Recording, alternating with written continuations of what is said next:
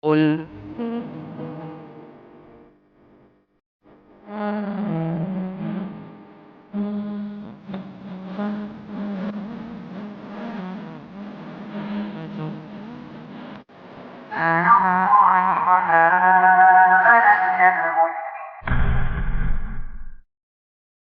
Bismillahirrahmanirrahim. Assalamualaikum warahmatullahi wabarakatuh. Alhamdulillah, assalatu wassalamu ala rasulillah wa ala alihi wa sahbihi wasallam.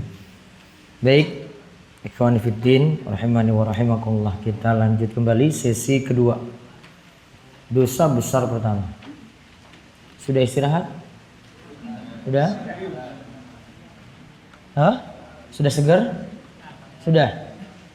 Biasanya bikers itu tenaganya itu di malam hari, biasanya mereka itu berarti sampai malam harus kuat. Kalau pagi itu biasanya saya pengen liburan gitu, ya dah besok pagi digesing aja. Baik, kita lihat dosa besar pertama. Apa di situ ditulis? Syirik, yaitu bahasa Arabnya di sini asyirku billah, berbuat syirik kepada Allah. Ya, udah dibaca. Syirik menyekutukan Allah Ta'ala. Syirik adalah Anda menjadikan suatu tandingan atau sekutu bagi Allah, padahal dialah yang menciptakan Anda, dan Anda menyembah selainnya berupa batu, atau pohon, atau bulan, atau nabi, atau syekh, atau jin, atau bintang, atau malaikat, atau hal-hal semacamnya. Allah Ta'ala berfirman, sesungguhnya Allah tidak akan mengampuni dosa syirik, dan Dia mengampuni segala dosa selain dari syirik itu bagi siapa yang dikehendakinya. An-Nisa ayat 48. Terus Allah juga berfirman, sesungguhnya orang yang mempersekutukan sesuatu dengan Allah, maka pasti Allah mengharamkan surga atasnya, dan tempatnya ialah neraka. Al-Maidah ayat 72. Dan Allah juga berfirman, sesungguhnya mempersekutukan Allah atau syirik adalah benar-benar kezaliman yang besar. Luqman 3 ayat 13. dan ayat-ayat mengenai dosa besar ini sangatlah banyak. Karena itu, barang siapa yang menyekutukan Allah, kemudian dia mati dalam keadaan sebagai seorang musyrik, maka dia termasuk penduduk neraka secara qat'i, tidak bisa dibantah. Sebagaimana hal orang yang beriman kepada Allah lalu mati dalam keadaan sebagai seorang mukmin, maka dia termasuk penduduk surga, sekalipun dia mungkin akan terlebih dahulu diazab di neraka karena dosa-dosa selain syirik yang pernah dilakukannya. Dan Nabi SAW bersabda, maukah aku tunjukkan kepada kalian dosa besar yang paling besar, yaitu syirik kepada Allah. Al-Hadis. Nabi SAW juga bersabda, jauhilah 7 dosa yang membinasakan. Lalu beliau menyebutkan diantaranya adalah syirik. Dan Nabi SAW juga bersabda, barang siapa yang mengganti agamanya atau murtad, maka bunuhlah dia. Baik, kita lihat sekarang syirik dari pengertiannya, terus bahayanya, lalu pembagian dari syirik. Ada mic lagi?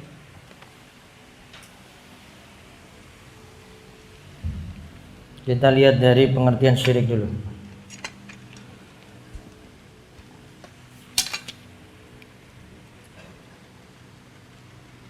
Asyirku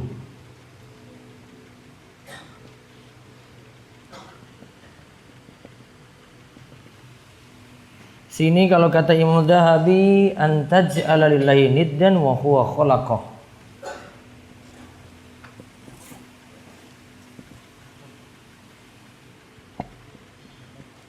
Antaj'ala lillahi niddan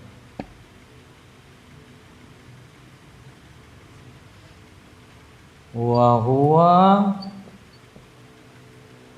khalaqaka.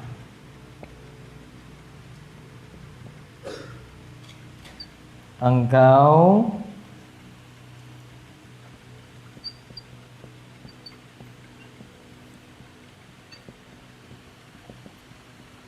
menjadikan selain Allah. Kalau nggak terlihat masih bisa, situ. Selain Allah Sana lihat. Engkau menjadikan selain Allah sebagai tandingan.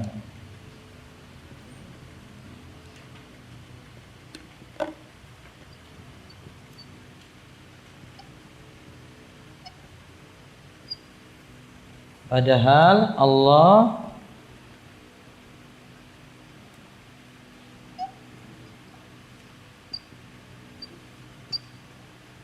menciptakanmu.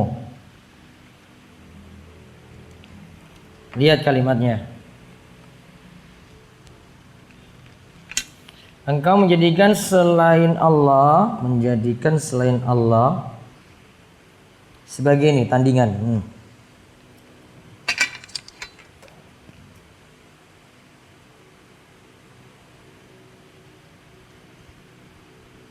Padahal Allah yang menciptakan. Konsekuensinya berarti dari pengertian ini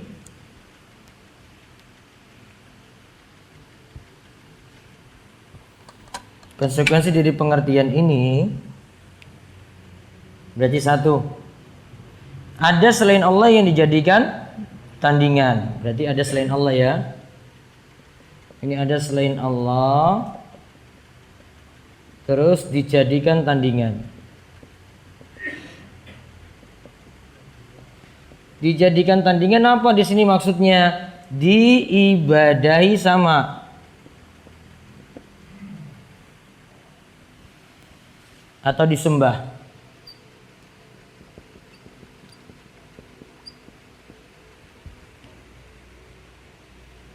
Padahal Allah menciptakanmu, wa huwa khalaqak. Allah itu menciptakanmu. Artinya apa? Allah itu pencipta.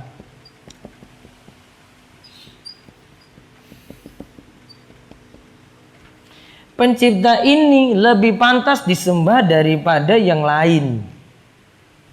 Allah itu pencipta. Pencipta itu lebih pantas untuk disembah. Berarti kalau yang lain tidak bisa mencipta kok disembah?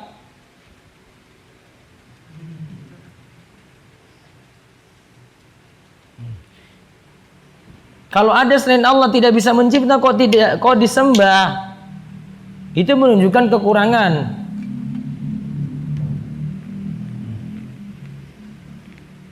Maka Allah itu pencipta.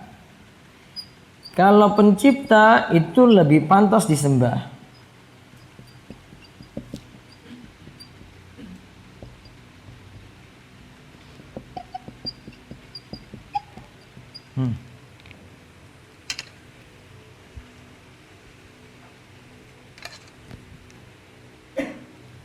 Jadi akarnya syirik itu dari sini nanti ceritanya.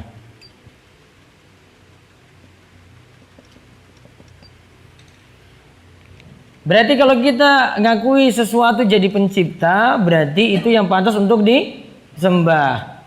Kok kita nyembah yang lain? Masalah. Itu maksud Imam Zahabi di sini.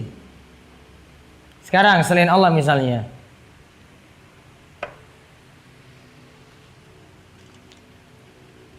Tadi disebutkan batu atau pohon. Selain ini ya, selain Allah ya. Pohon. Selain Allah kan dijadikan tandingan, diibadahi. Apa ibadah di situ? Apa? Biasa ada kayak nampan itu ditaruh di itu ditaruh situ toh, berarti sajen ya. Itu pencipta. Pohon ini bisa mencipta? Bisa menghasilkan sesuatu? Gak bisa. Pencipta itu lebih pantas untuk disembah. Uang pohon saya gak bisa menghasilkan apa-apa. Malah pohon itu yang dicipta.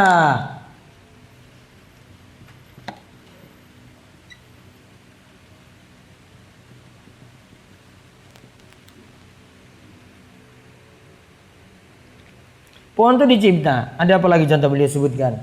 Pohon, batu, bulan, nabi, sampai pada syekh. Syekh ini maksudnya orang soleh. Orang soleh juga ini. Coba masukkan orang soleh di sini. Orang soleh diibadahi kayak gimana coba? Apa contohnya? Kalau sudah meninggal dunia kan, kuburnya diagungkan kan, dia tangis situ kan, berdoa situ lebih afdal, sampai dimintai doa situ kan, berarti dijadikan tandingan. Bisa mencipta nggak? Bisa mencipta apa coba? Orang soleh tadi, hah? Bisa mencipta sesuatu? Tidak bisa. Allah lebih pantas karena Allah itu yang mencipta. Orang soleh nggak bisa. Maka ini tidak layak jadi pencipta, ini tidak layak jadi pencipta, maka tidak layak untuk disembah. Logika gampang sekali kalau untuk mengetahui itu syirik atau tidak. Masuk. Namun kalau jenengan beritahu seperti ini kepada orang yang sudah dari dulunya seperti itu, nggak akan ada saja alasan. Orang soleh itu kan mereka lebih dekat kepada Allah. Kita kan penuh dosa.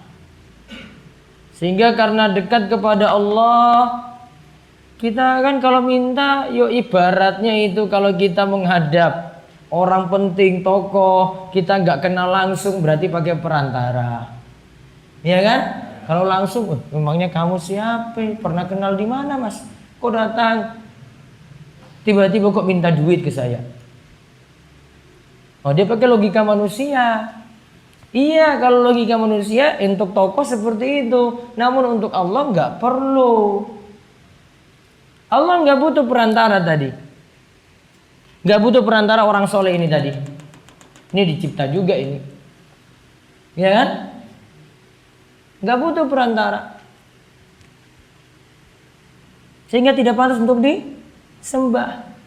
Ya, orang soleh ini tidak pantas disembah. Allah nggak butuh perantara. Berarti berdoa pada Allah langsung. Namun memang ada bentuk tawasul. Tawasul tapi bukan dengan orang soleh yang sudah meninggal dunia. Orang soleh yang masih hidup. Itu logika dasar dari Imam Az-Zahabi.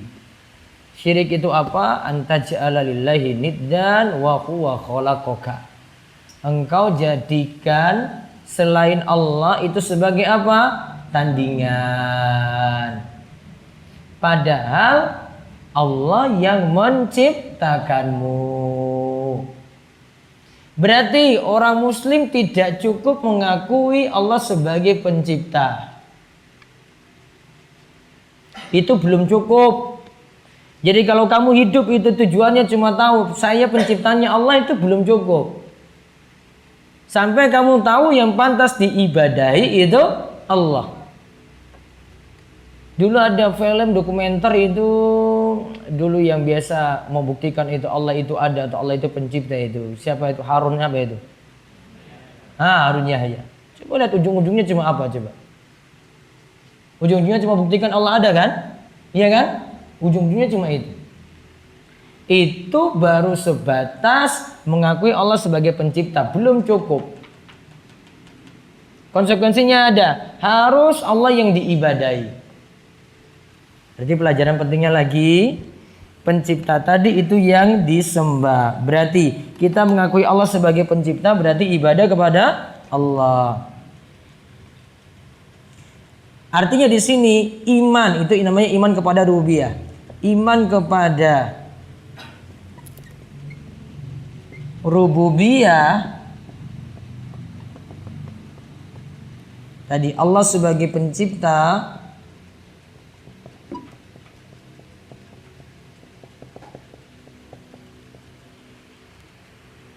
mengharuskan kita beribadah kepada Allah saja.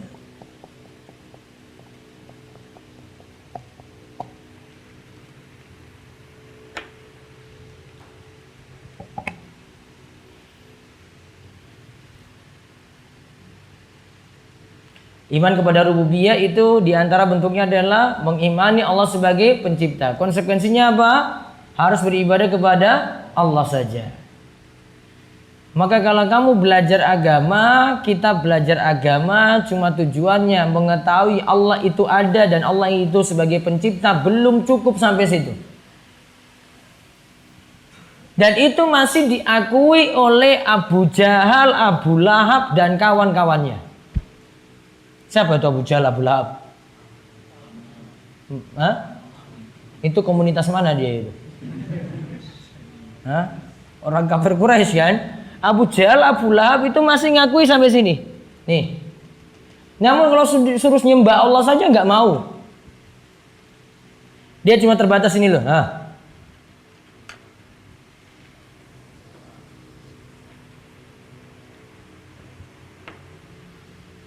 Akidahnya siapa tadi? Abu Lahab, Abu Jahal. Itu akidahnya cuma berhenti sampai sini. Orang muslim gimana? Lanjutkan. Sudah, Allah sebagai pencipta. Saya beribadah kepada Allah berarti. Salat saya tujukan kepada Allah. Sedekah kepada Allah. Sajen tadi kepada Allah berarti. Tumbal kepada Allah. Tawakalnya hati, pasrahnya hati kepada Allah. Bukan kepada jimat, bukan kepada raja. Apa bentuk-bentuk kayak gini apa? Hah? Biar naik motor nggak kena ini apa itu? Ada jimat barangkali yang dipakai untuk anak motor khusus, ada nggak? Ada nggak? Mungkin bentuk ini gelang kayak kalung kayak siapa tahu? Apa? Hah? Oh, uang 100.000. Oh, itu jadi jimat. Itu cuma untuk bawa aja untuk jajan. Siapa tahu akiknya. Wah, ini luar biasa nih, nggak ada yang nanti ganggu saya misalnya. Itu tawakal kepada benda berarti. Tawakal amalan hati berarti hanya untuk Allah saja. Diserahkan pada Allah. Nah, ceritanya syirik itu di situ. Ini syirik, ini pembahasan syirik itu ini nih. Itu ringkasan dari maksud Imam Zahabi. Berarti kalau kita lihat bentuk kesyirikan di masyarakat kita saat ini, apakah masih ada atau sudah hilang?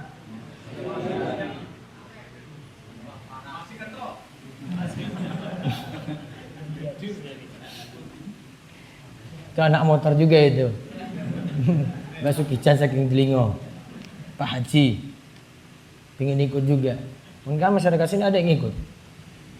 Nah, ya, berarti masih banyak. Berarti tugas kita itu mau nyesatkan orang apa mau dakwahi? Kalau nyesatkan berarti sudah jenengan lepas tangan aja. Saya mikir saya ngaji sendiri aja, saya selamat sendiri aja. Oh, saya masuk surga sendiri aja walaupun sedulur saya itu musyrik kafir, ya biarin. Cuek aja. Berarti tugasnya belajar terus. Iya kan? Biar tahu ini syirik itu yang mana itu. Siapa tahu di antara keluarga itu ada yang punya ilmu kebal, ilmu hitam. Ilmu kebal, ilmu hitam itu apa ya masalahnya itu ya? Apa? Hah? Ditusuk sesuatu nggak mempan. Tahu dapat ilmu itu bagaimana? Ceritanya bagaimana dapat ilmu kayak gitu? Bisa ada dari turunannya dulu, apalagi? Bertapa di gunung, apalagi? Jimat, iya toh? Karena pakai jimat tadi yang kita singgung, raja atau punya, dia simpan rajanya dalam dompetnya misalnya, 100.000 ada. Rajanya juga ada. Ilmu kebal punya. Itu ada ritual-ritual khusus sampai ilmu kebal itu dimiliki. Ada bentuk minta tolong dulu kepada jin. Nah, minta tolong kepada jin itu tidak lepas dari syirik ini. Ada namanya bentuk isti'adzah, minta perlindungan kepada selain Allah. Itu. Dia jadikan berarti selain Allah dia jadikan jin di sini. Ini jin. Diibadahinya apa? Jin maunya minta apa? Tumbal kan? Tumbalnya kan macam-macam. Kadang minta ayam, ayamnya warna hitam. Ya, kadang minta kambing, kambingnya jenisnya ini. Nah, dijadikan tumbal. Berarti ibadah di sini ada. Pertanyaannya, jin mencipta enggak? Tidak. Dia itu makhluk, dicipta berarti tidak pantas untuk disembah, tidak pantas untuk ditujukan ibadah. Berarti siapa yang meminta perlindungan kepada jin tadi biar dapat ilmu kebal, berarti terjatuh dalam syirik. Itu dasar dari Imam Zahabi. Coba lihat bahaya syiriknya apa beliau sebutkan. An-Nisa ayat 48. Innallaha la yaghfiru ayyushraka bihi wa yaghfiru ma duna dzalika liman yasha. Sesungguhnya Allah tidak akan mengampuni dosa syirik. Berikan keterangan yang dibawa mati.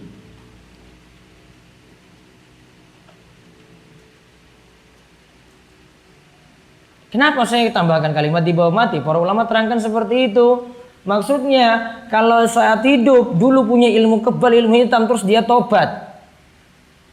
Sudah saya nggak percaya itu lagi. Saya mau tobat itu. Saya mau lepaskan ilmu tadi. Dia punya raja, punya jimat, terus tobat. Diterima nggak tobatnya? Diterima. Masih ada waktu. Namun resikonya itu kalau dia belum tobat juga, terus bawa ilmu kebalnya ketika mati.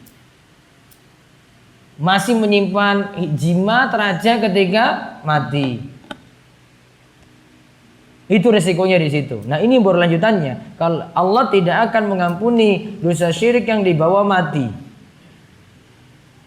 Ya nah? Berarti kalau masih hidup terus bertobat dari syirik, diampuni atau tidak? Diampuni kalau tobatnya tobat nasuha. Wa yakfiru ma duna zalika, dan Allah mengampuni dosa yang selain syirik. Bisa juga diterjemahkan dosa di bawah syirik. Tambah keterangan situ. Segala dosa yang selain dari syirik itu bisa diganti atau tambahkan keterangan segala dosa di bawah syirik.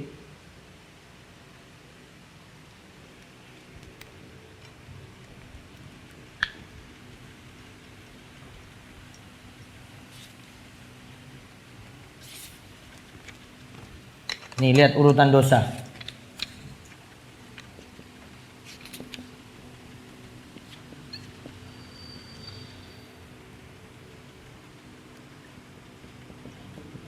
Syirik, kafir. Di bawahnya lagi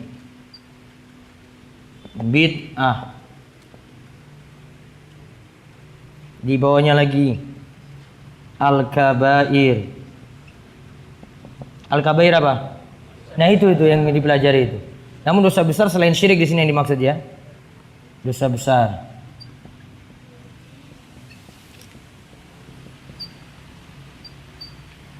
Empat,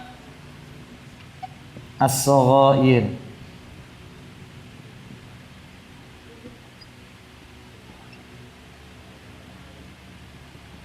Dosa kecil. Lihat. Syirik kafir, sederajat. Dia caci maki Nabi masuk kafir.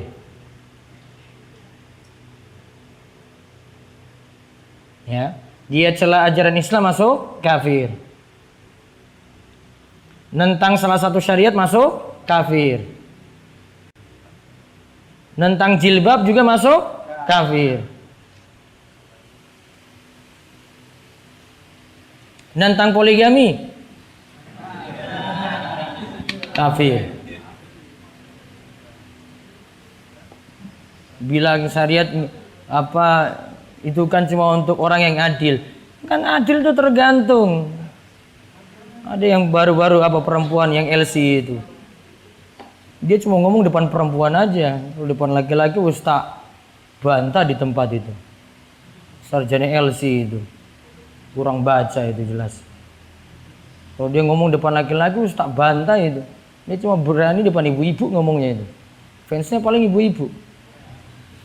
Coba kalau dia ngomong bapak-bapak itu, wah tak langsung bantah di tempat itu. Kurang baca, LC kok ora beres ilmunya. LC dari mana itu? Baca kitab tafsir apa kayak begitu? Di bawah syirik kekafiran apa? Bid'ah. Bid'ah itu apa? Amalan tidak ada tuntunan. Al-kabair di bawahnya lagi.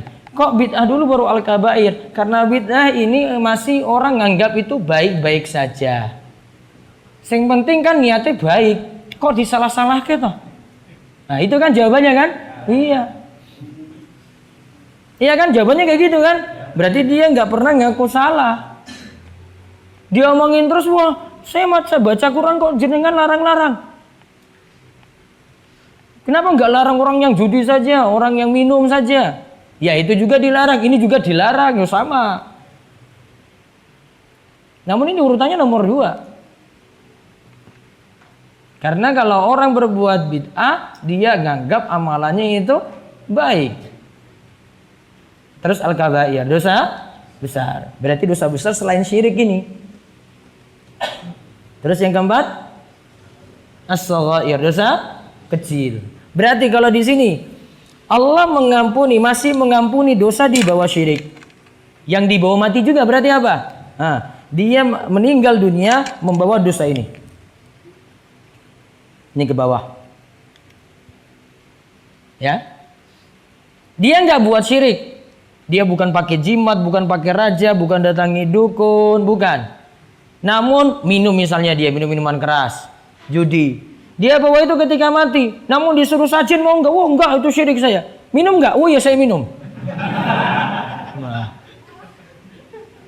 Namun saya anti itu. Oh itu syirik pak. Dia ceramai lagi teman-temannya. Namun kok masih minum? Aduh sulit saya itu. Nah, bisa jadi dosa ini dia bawa mati. Itu masih bisa dimaafkan. Ini loh, ini rentetan ini ke bawah loh. Namun kalau yang ini nih, ini dibawa mati, ya masalah besar.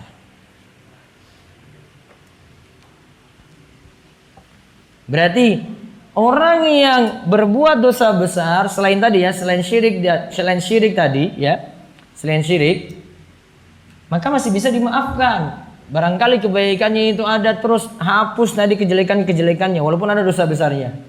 Menang itu kebaikannya lawan dosa besar. Ditimbang kebaikannya lebih banyak. Bisa kan? Bisa. Selamat dia.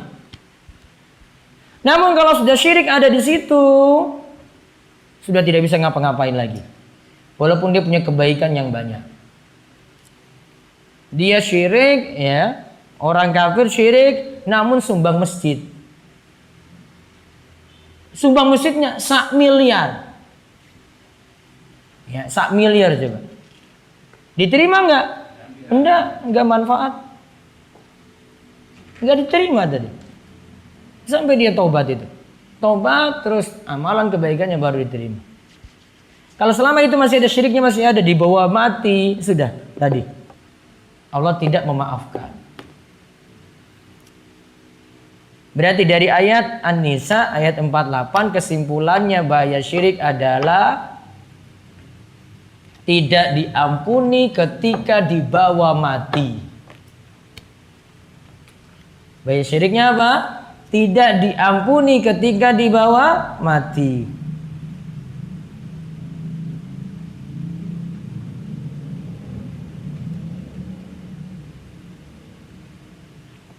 Itu bahaya syirik satu.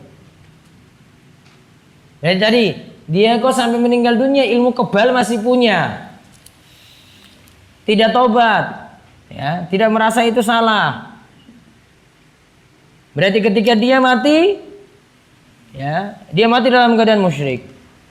Allah tidak maafkan dosa tadi. Alias kekal di neraka. Berat nggak berarti? Berat. Berarti mana yang lebih dipentingkan diingatkan coba? 1, 2, 3, 4. Hah? Mana yang lebih diprioritaskan untuk ingatkan pada orang? Nahi mungkarnya yang mana? Jenengan hancurkan barbar apa hancurkan pohon-pohon keramat? Hah? Apa? Itu kalau kamu jadi gubernur apa bupati itu baru bisa kayak gitu, hancurkan apa gitu. Kalau sekarang juga nggak bisa. Wah Ustadz di sana itu tempat sajid itu gimana? Kita datangi hancurkan nggak? Wah nggak bisa. Apalagi kearifan lokal ini zaman sekarang ini dijaga. Saya nggak suruh tadi ya, nggak ada kata-kata saya suruh kan? Ya sulit. Iya toh, kearifan lokal kan istilahnya, betul kan? Nah. Malah jalan ke sana dibuat jadi bagus. Ke masjid, yo tetap elek kayak gini. Ke sana itu wah mulus. Kearifan lokal. Iya kan? Penghasilan.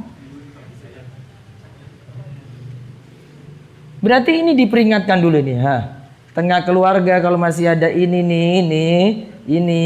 diperingatkan nomor 1. Dibandingkan dengan ini. Keluarga masih lakukan ini misalnya. Nih, apa ini? Bid'ah. Syirik juga. Mana yang lebih duluan diingatkan berarti? Dia punya keris ini disuceni terus. Kapan? Malam siji suro. Terus itu kan hasil cuciannya tadi dipakai sesuatu kan? Ya Allah. Syirik. Walaupun masih ada amalan ini, namun ini diingatkan dulu. Itu dipakai untuk mandi, ngalap berkah. Baru 1 itu bahaya syirik tadi.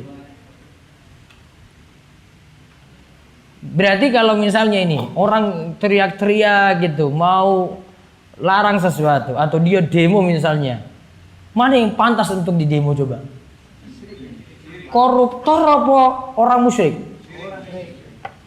Kalau kamu masih nganggap itu koruptor dibandingkan orang musyrik, berarti diperbaiki dulu ngajinya orang benar berarti.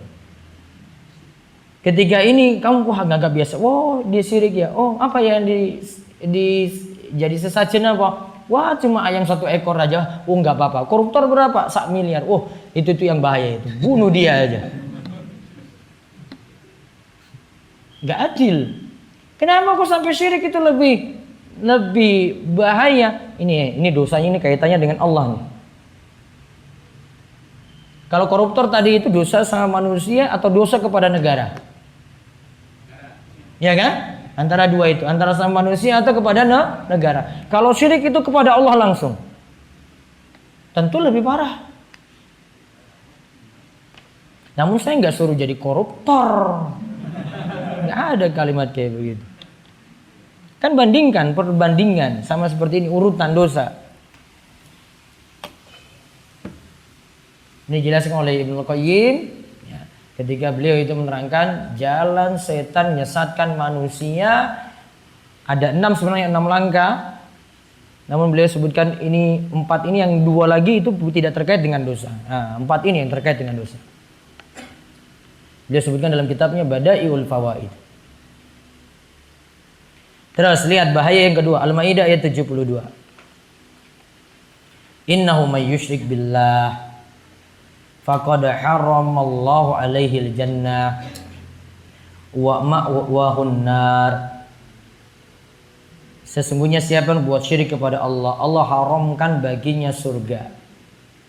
Haramkan baginya surga berarti apa? Tidak masuk surga. Dan tempatnya itu di neraka. Berarti bahaya yang kedua.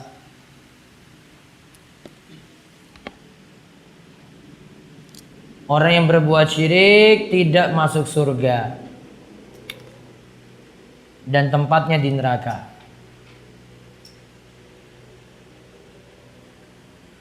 Maka coba lihat keterangan dari Imam Dhahabi di bawah. Karena itu barang siapa yang menyekutukan Allah, kemudian dia mati dalam keadaan sebagai musyrik, maka dia termasuk penduduk neraka. Secara qat'i, tidak bisa terbantah. Maka orang berbuat syirik, dosa syirik masih ada.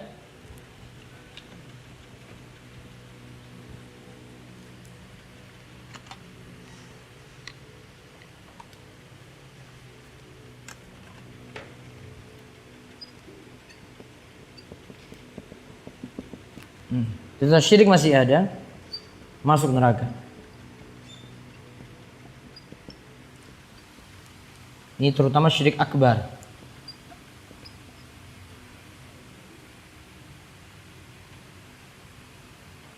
Sedangkan lihat kalimat selanjutnya yang Zahabi katakan, Sebagaimana halnya orang beriman kepada Allah lalu mati dalam keadaan seorang mukmin, artinya ahli tauhid.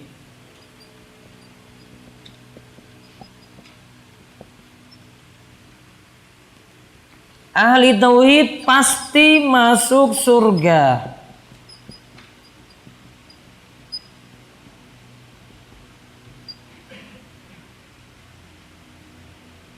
Surganya ada dua macam. Satu, masuk surganya langsung.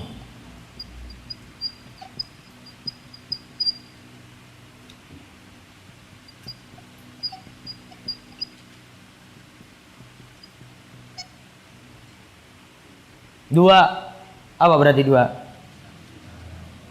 Mampir ke neraka, tidak kekal. Namun ujung-ujungnya tetap masuk surga. Maka orang yang bertauhid, ahli tauhid, ini syirik ya. Orang yang bertauhid, walaupun ada dosa apapun, ada peluang untuk masuk surga, tetap ada. Kalau dia bersih dari dosa atau dosanya itu dikalahkan dengan ketauhidannya, maka dia bisa masuk surga langsung. Namun kalau tidak, dia mampir dulu ke neraka, namun ujung-ujungnya tetap masuk surga. Itu ahli tauhid, itu maksud Imam Zahabi tadi. Yang jelas ahli tauhid pasti masuk surga. Entah masuknya langsung atau mampir dulu ke neraka, ujung-ujungnya juga masuk surga. Ahli syirik enggak? Syirik itu loh, masuk neraka.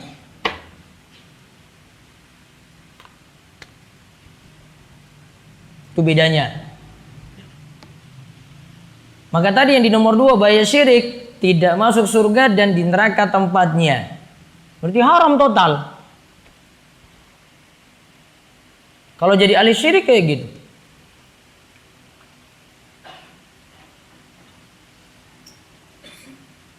Sampai di sini. Renungkan dulu baik-baik. Baru 2 dalil itu. Dalil ketiga dan nanti ada pembagian syirik. Insya Allah nanti ba'da maghrib saya terangkan. Baik, ada pertanyaan? Ya.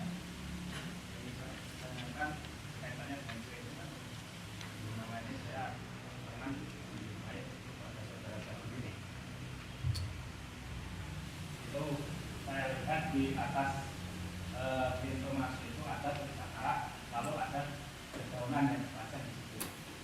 Lalu Apa tulisan Arabnya? kayaknya Bismillahirrahmanirrahim. Oh. Terus saya melihatnya, saya langsung menegur sama saudara saya bahwa itu perbuatan syirik, langsung saya tembak aja. Karena saya belum dari muslim ya itu. Oh, jangan emosi dulu, tahan-tahan. Saya tidak bisa nyanyi. Saya langsung berhenti saja. Kalau itu tidak boleh karena itu perbuatan syirik. Terus anggapan saudara saya itu, ucapan saya itu katanya menyinggung bahkan menyakiti hatinya. Dan ingin saya tanyakan apakah perkataan saya itu salah atau bahkan dosa karena langsung Ya, saran saya meminta maaf. Wes ngalah. Terus nanti dibicarakan baik-baik gitu. Yuk kadang yuk kita emosi karena memang kasihan sama dia. Ya, karena mungkin dia itu belum paham. Namun sampaikan dengan baik. Itu tulisan apa? Nanti dicek dulu itu baik-baik. Itu tulisan apa dulu? Mungkin adanya daun di situ, mungkin ada daun yang jatuh atau keselip di situ bisa jadi. masyarakat saya kan kalau di atas itu tujuannya untuk pelak Bala ya nanti tanyakan dulu. Nanti akan kita lihat nanti syirik dalam kaitannya dengan itu ada. Nanti insya Allah. Ba'dul maghrib. Ya. Sekejap. Kirim Fatihah pada orang soleh zaman dulu itu harus syirik apa enggak? Itu masuk Sebenarnya Abdul Qadir Jalani Al-Fatihah masuk bid'ah. atau dosa juga ya? Enggak sampai syirik. Oh makasih. Ya. Enggak disebut musyrik itu. Ya. Terus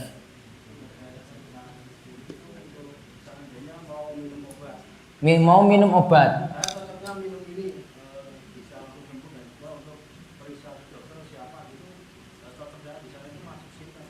Baik, periksa ke dokter siapa, maunya dokter itu saja. Minum obat maunya obat ini saja. Tergantung. Niatannya itu kalau hatinya bergantung pada obat atau hatinya bergantung pada dokter, berarti tawakalnya sudah berkurang kepada Allah. Harusnya jadikan dokter atau obat tadi cuma sebab, bukan kesembuhan mutlak. Coba contoh dari kalimat Nabi Ibrahim, faedahnya banyak sekali. Wa idza maridtu fahuwa yashfin. Wa idza maridtu fahuwa yashfin. Jika aku sakit, Allah yang menyembuhkanku. Berarti Ibrahim seorang nabi pun tawakal kepada Allah. Barangkali dia punya tabib ketika itu, dokter yang ahli ketika itu, namun tidak bergantung pada dokter. Tetap dia yakini Allah yang maha menyembuhkan. Gitu, ya.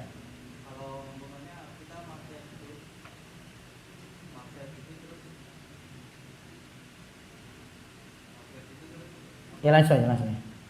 Maksiat terus.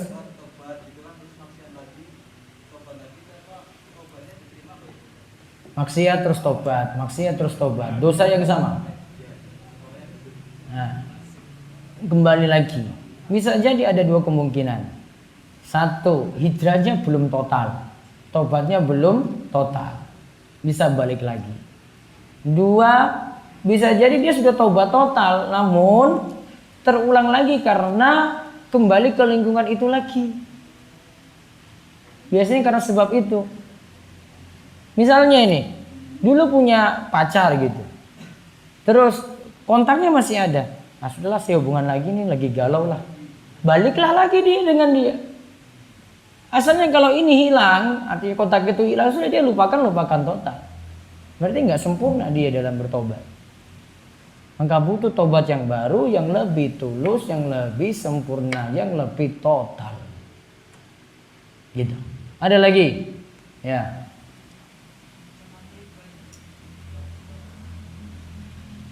Harus ditarik ke atas tuhnya. Ya. Tentang riba dan bank syariah, apakah dalam bank syariah sendiri masih terdapat ribawi? Penilaiannya panjang untuk gitu. Nanti kapan-kapan baru dibahas. Ya.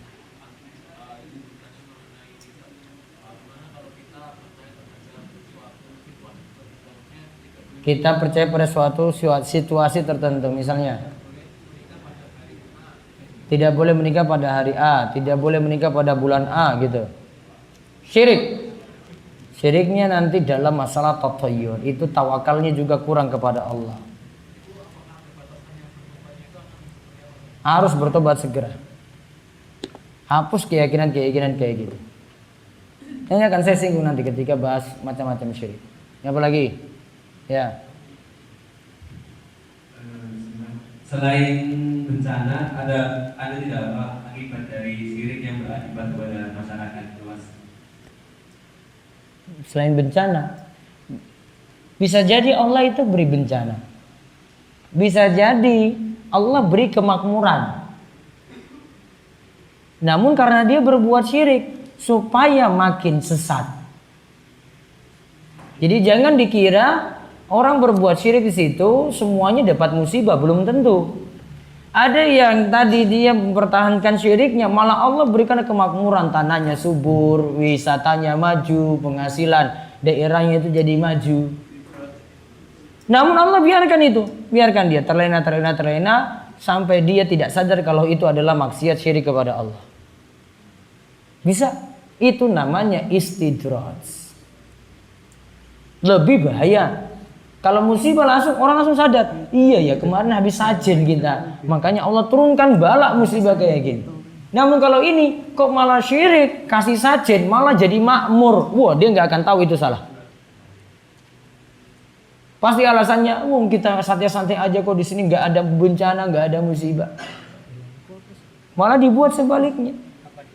Coba lihat kaum Ad, kaum Samud, itu orang-orang kaum yang punya gedung-gedung yang tinggi semuanya. Jadi kaum yang sombong. Ya. Jadi kaum yang sombong ketika itu. Padahal mereka berbuat syirik kepada Allah itu. Dosa-dosanya banyak.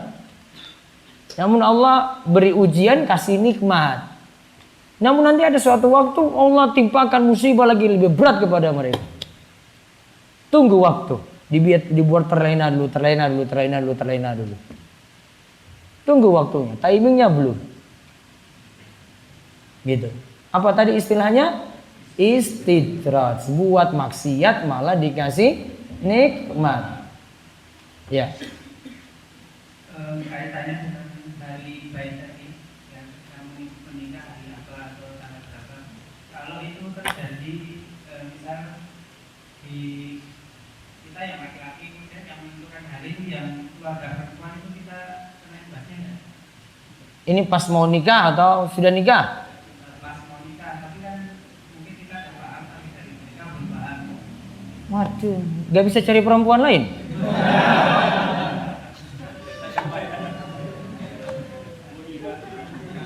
Tetap harus logis supaya bisa memahamkan pada keluarga perempuan. Maka jadi pelajaran penting, nikah itu bisa kita itu buat lebih syar'i, itu dukungan dari keluarga perempuan. Itu poin pentingnya di situ. Mau buat nikahnya seperti apa tergantung pada keluarga perempuan itu seperti apa. Paham? Ya.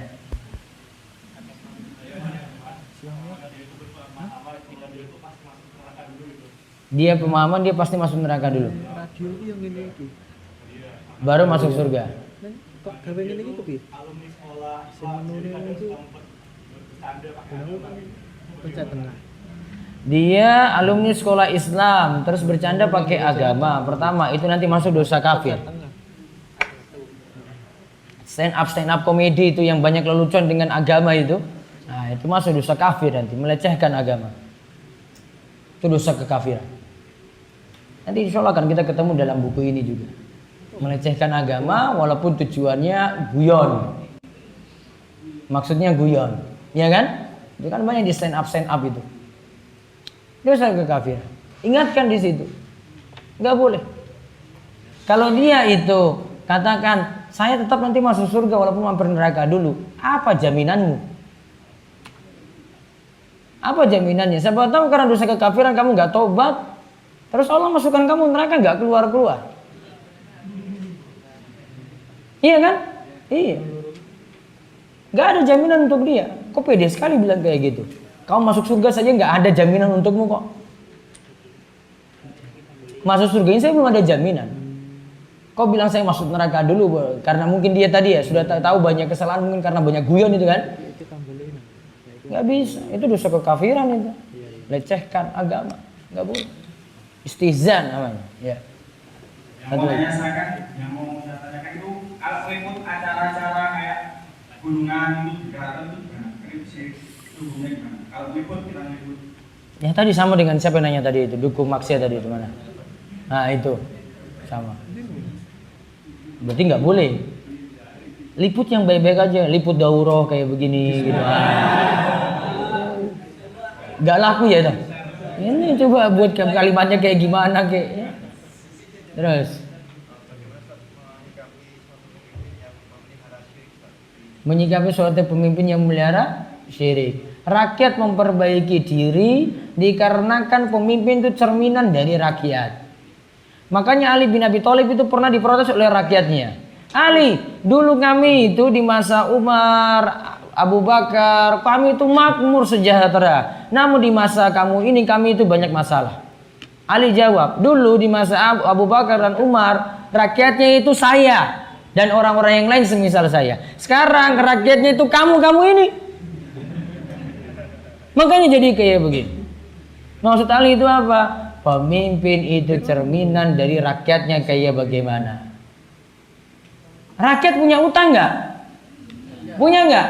Punya. Pemimpinnya lebih banyak lagi. Sama berarti. Maka kamu nggak bisa salahkan pemimpin kalau rakyatnya emang kayak begitu. Poin utama perbaiki rakyatnya maka nanti pemimpinnya juga jadi baik atau digantikan dengan pemimpin yang terbaik. Gitu. Paham? Baik. Itu saja, nanti ba'da maghrib kita lanjut lagi. Rampung sesi kedua. Wen apa ngata ngajinya tuh? Singkat-singkat tanya jawab bariki jalan-jalan yang pantai. Baik, itu dulu nih, nanti pada maghrib baru. Ini biar nanti kembalinya cepat, makanya saya hentikan sekarang dulu. Ke perjalanan ke sana sekitar 10 sampai 15 menit. Pakai motor aja ya. Wah, anak motor korak numpak mobil. Enggak ada mobil di sini. Pakai motor aja. Kalau nggak pakai sepeda, saya pinjamin sepeda itu. Pakai motor aja. Nanti ke Pantai Kesir, nanti ada yang tuntun ke sana. Baik, itu aja kita cukupkan. Nanti pada maghrib sama pada isya ada pelajaran lagi. Antara maghrib, setelah maghrib sampai isya nanti ada makan malam. Kita cukupkan, kita tutup dengan doa kafaratul majelis. Subhanakallahumma bihamdika asyhadu an la ilaha illa anta astaghfiruka wa atubu ilaik. Assalamualaikum warahmatullahi wabarakatuh.